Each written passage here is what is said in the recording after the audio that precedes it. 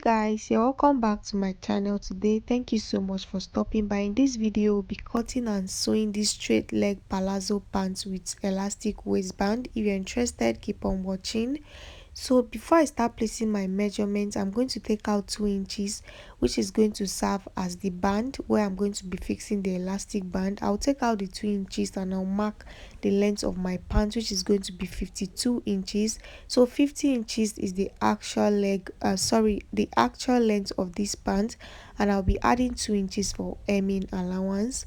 The next thing I'm going to do is to start taking my points. Still taking out the 2 inches, I'm going to mark the distance from the waist to the hip, which is 10 inches. I'm going to mark 10 inches all the way and I'll rule a straight line across.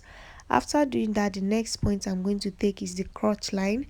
A video will be displayed on the screen on how I take my crotch line. There are other methods, there are other ways you can use to get your crotch line, but this one is always accurate for me, so I always use this one. I'm going to place my tape a little above my belly button and I'll pass the tape through my legs to my back. So whatever it gives me, I'm going to divide it by 2. So what I had was 32 inches. 32 divided by 2 is 16 inches. So I marked 16 inches and I ruled a straight line across.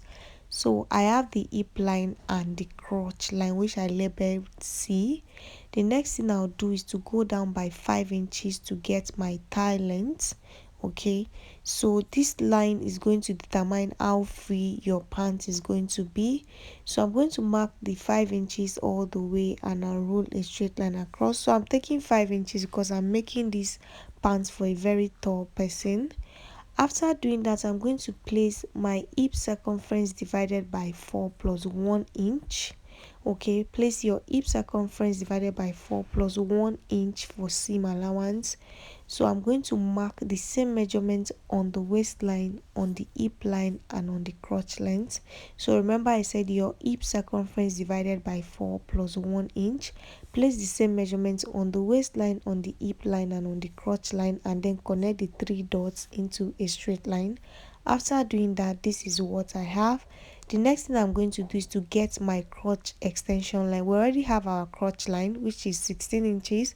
The next thing is to get the crotch extension line. To do that, I'm going to place my tape on the crotch line, and what I have is 13 inches. I'm going to divide this 13 inches by 4 inches to get my crotch extension line. So I'm going to fold my tape like this. I'll divide it into 2 and then I'll divide it into another 2.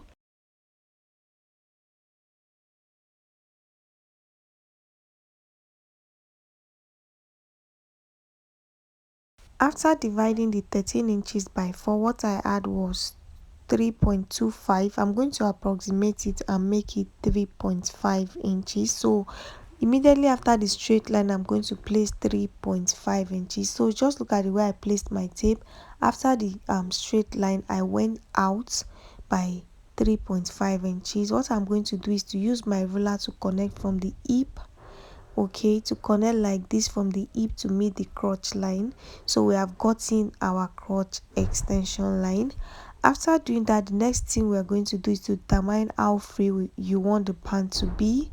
So what I have on the crotch line is what I'm going to place on the thigh line, which is also my lap line. So I'm going to place the same thing because I want this pant to be free. If you don't want it to be that free, on the thigh line, which is on the thigh line, you're going to place your round thigh measurement divided by 2, not by 4. Your round thigh measurement divided by 2, and then you're going to connect straight down.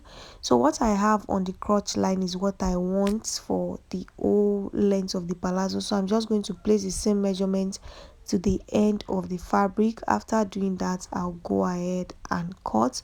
So this pant does not have a dart because we are going to fix elastic band to the waist area. The next thing I'm going to do is to shape the waist area. So remember we placed our hip circumference divided by 4 on the waist area, and my fabric is stretchy, so I'm going to take my waist circumference divided by 4, which is 9.5 inches, and I'm going to add 2 inches to it because this fabric is stretchy. So if you are not using a stretchy fabric, just leave the same measurement that you have on the hip line. That is what you are going to place on the waistline. So your hip line is going to carry the hip measurement and the waistline is also going to carry the hip measurement. But since this fabric is stretchy, I'm just going to add 2 inches to the waist measurements. I hope you are not confused. After doing that, I'm going to cut off the excess fabric and I'm going to open the sides like this. So this is what I have, guys. We are done with the front, and the next thing we are going to do is to cut out the pockets. So for the pockets, I'm going to come inward like this by 3 inches. Okay, so if you're on a smaller side, just do 2 inches, and then I'm going to go down by 7 inches. If you're on a smaller side, go down by 6 inches, not 7 inches. Like I mentioned earlier, the person I'm making these pants for is quite tall, so that is why I'm just adding some extra inches. So I'm going to go ahead and use my ruler to connect. So it depends on how you want the pocket to be. It can be in form of a slant or just like this. So I'm going to go ahead and notch. I'm not going to cut out the pocket out first because I want to use this front fabric to cut out the back. So this is the fabric for the back. Before I place the front fabric, I'm going to go down by 2 inches because I want excess fabric on the upper part of this back. After marking the 2 inches, I'm going to place the front pant on it, and then I'm going to extend the crotch line just so the crotch for the front and that of the back is sitting together. The next thing I'll do is to extend the back crotch by 3.5 inches. Remember, we extended the front by 3.5 inches. I'll extend the back by 3.5 inches. So this does not apply to those on the smaller side. Okay, if you're on a smaller side, as you can see, I'm extending the crotch line by 3 inches. You can just do 2 inches or 2.5 inches. I'm marking 3 inches and 3.5 inches because the person is on a bigger side. So I'm going to go ahead and mark 3 inches and connect just like you see me doing. I'll connect from that point to meet the crotch extension line like this. The next thing I'll do is to extend this line to meet the 2 inches allowance. I'm going to place my tape on the waistline of the front. What I have there is 11.5 inches. Remember, we have already extended the back, so the new waistline for the back is going to start from this extension. So I'll place my tape like this and I'll mark the 11.5 inches on the back fabric, as you can see. Because we have already extended the back by 3 inches, the waist is supposed to start from the extension. So I'll connect in a slant just like you see me doing to meet the 11.5 inches mark like this. So I extended the upper part by 2 inches and I extended the crotch area by 3 inches. Okay, so what I'll do is to find my hip line, which was 10 inches. So I'm going to place my tape and I'll go down by 10 inches. I'll make sure I mark the 10 inches on the back fabric just like you see me doing. After doing that, I'm going to raise the front fabric up like this. You can see the mark that I have there, which indicates the hip line. I'm going to use my curved ruler to connect from the waistline, okay, the 11.5 inches waistline to meet the hip line in a curve like this. So we have a new waistline for the back. After connecting, guys, I'm going to go ahead and place it back. So I'm going to also extend the leg area of the back, so I'll be taking 2.5 inches on that point, but as I'm getting down, I'm going to reduce it to 2 inches. So you can do 1.5 inches here or 2 inches. After doing that, I'm going to go ahead and cut. So I'll cut through the extensions just like you see me doing. I'll cut the waist area also. Just pay close attention so you know where to cut. Once I get to the new waistline, I'm going to open the back up like this, as you can see, and I'm going to cut through the hip line. I'll put it back and I'll just trim the sides exactly as the front. So I'm just going to go ahead and cut like this. I hope you guys are not confused. In case you are confused, I have other detailed tutorials that I drafted on a pattern paper on Palazzo pants, so I'm going to leave the link in the comment section. So I removed the front from the back. What I'm going to do is to sew the crotch area in place. So since we are done using the front to cut the back, I'm going to trim off the pockets. But before I do that, we are going to cut out our pocket. So this is the fabric I'll be using for my pocket. I'm going to go ahead and take the measurements for you guys to see.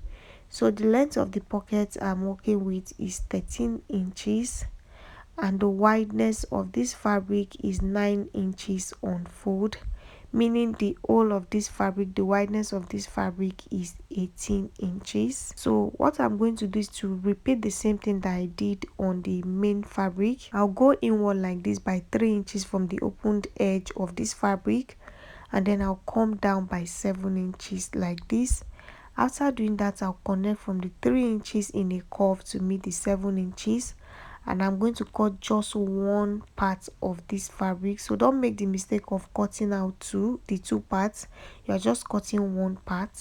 After cutting, this is what I have. I'm going to now place this on the second pocket and I'll cut. So when placing, make sure it's right side facing right side or wrong side facing wrong side, so you don't go and cut out the same pocket. So I'm going to trim it off like this. After doing that, I have my two pockets and this is what they look like. So I'm going to now go ahead and trim off the pocket for the pants since we already have our pockets.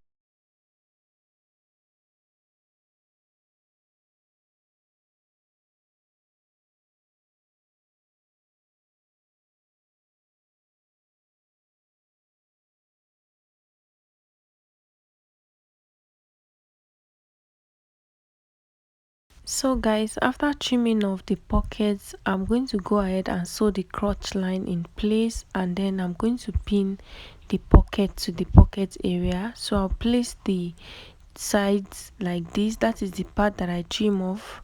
I'm going to place the right sides facing right sides, and I'm going to pin. So I'll sew the pocket in place. I'll also sew the crotch line in place.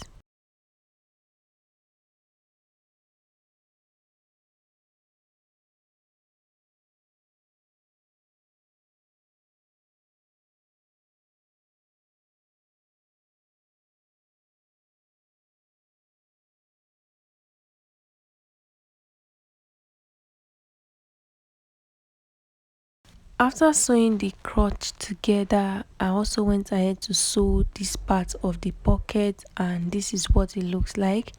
The next thing I'll do is to trim off the excess fabric on the pocket area, and then I'm going to go ahead and knot just so everything stays flat. If you need to iron, go ahead and iron. You can also use hemming gum to hold this part down. After trimming and notching, this is what I have. I'll open the pockets up like this, so pay close attention to know what I am doing. I'll open my pockets up like this, and then I'll fold it over like this. As you can see, remember we took out 3 inches from the waistline for the pocket, so I'll make sure I have the 3 inches plus half an inch. So that is what I have. I'm going to go ahead and pin this part of the pocket to this point, so just pay close attention, you understand what I'm doing. I'm going to pin it down to hold the pocket down.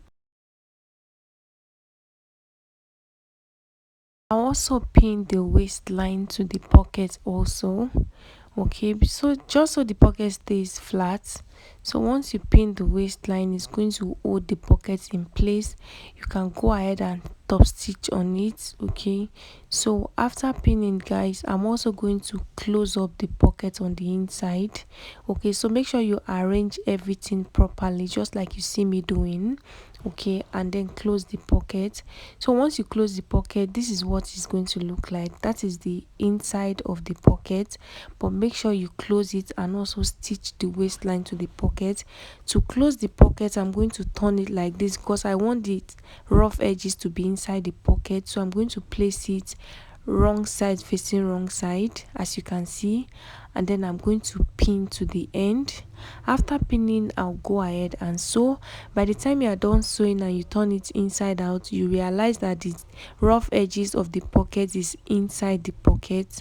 So once you sew it, go ahead and turn it inside out, and this is what you will have.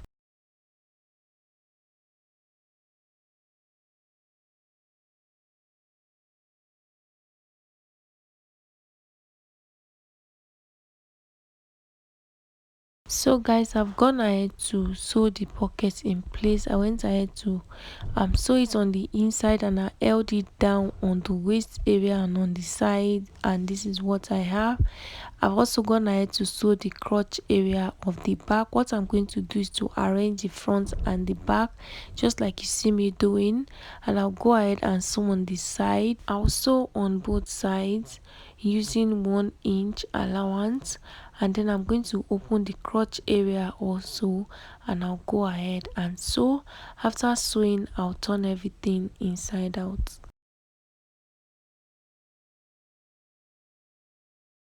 So guys, I'm done sewing and I've turned it inside out, and this is what it looks like. The next thing we're going to do is to cut out the fabric that I'll be using for the band. So what I'll do is to place my tape on the waist area, and I'm going to measure what I have, which is 17.5 inches on fold.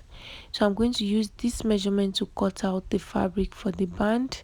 So I've gone ahead to cut out the fabric for the band, and it is 17.5 inches on fold. I went ahead to close the fabric up like this because we don't need it to be open for this band.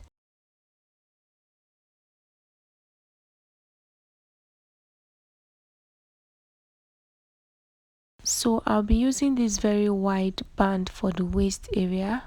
So the wideness of this band is 2 inches, and the length of this band is 31 inches. So the actual measurement waist circumference that I'm working with is 38 inches. So because we are using a stretchy band and my fabric is also stretchy, I went ahead to take out 7 inches from this waistband. So what I have on this waistband was 31 inches. I also went ahead to close the waistband by half an inch. So what I have here now is 30.5 inches on this waistband. What I'll do now is to place the waistband inside this piece of fabric, and then I'm going to sew very close to the elastic band. I'm placing the elastic band inside this fabric. Remember, the elastic band is 2 inches wide, and 2 inches is what we left for our band allowance. So after sewing, I went ahead to trim off the excess fabric. So the band that I have here is 2 inches wide. So after sewing, this is what I had. So I'm going to go ahead and now pin this band to the waist area of my pants. This part that has joining on the waistband area, I'm going to join that part to the back, and then I'm going to join the rest parts all the way around.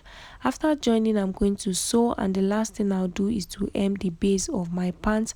And that is all for this tutorial. I hope it was helpful. Don't forget to like this video, leave your questions in the comment section. Thank you so much for watching. I'll see you in the next one.